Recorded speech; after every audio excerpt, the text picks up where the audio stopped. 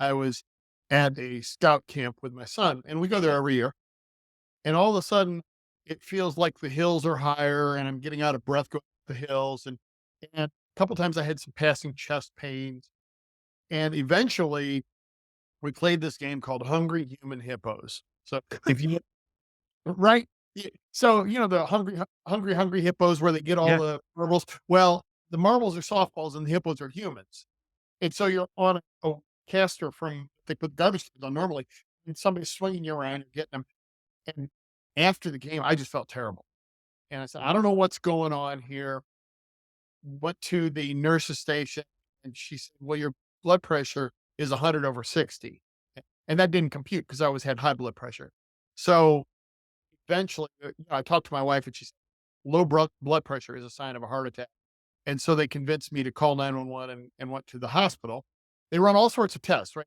And so the one of them is if there's an enzyme in your blood, that means you've had a heart attack. And if the number is low, you had a small heart attack. And if it's very large, you had a major heart attack.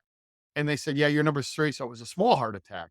And I'm like, I don't ever want to go past 3. I need to name them like Starbucks names coffee. Even a small was a tall, right? It just so so that was the start of what became a very major life event. Was at what I thought a young age, as a non-smoker, as someone who was maybe 15 pounds overweight, but not terrible. I didn't think that could happen to me, and it was a huge wake up call. So you get through that and you change your diet. I'm curious before we get into anything else, because diet is huge for me, and I'd be curious, what did the cardiologist and your doctor suggest your diet go to? He said fish and broccoli. Well, no. He said salmon and broccoli. Ah, Specifically, yeah, he was very specific. He said, "Look, you can have low-fat red meat once a week." He said, "Cut back on your coffee," which was just absolute killer for me. I had it Keurig so I could have a quick cup while the regular pot was brewing. So, he said 1 to 2 cups per day.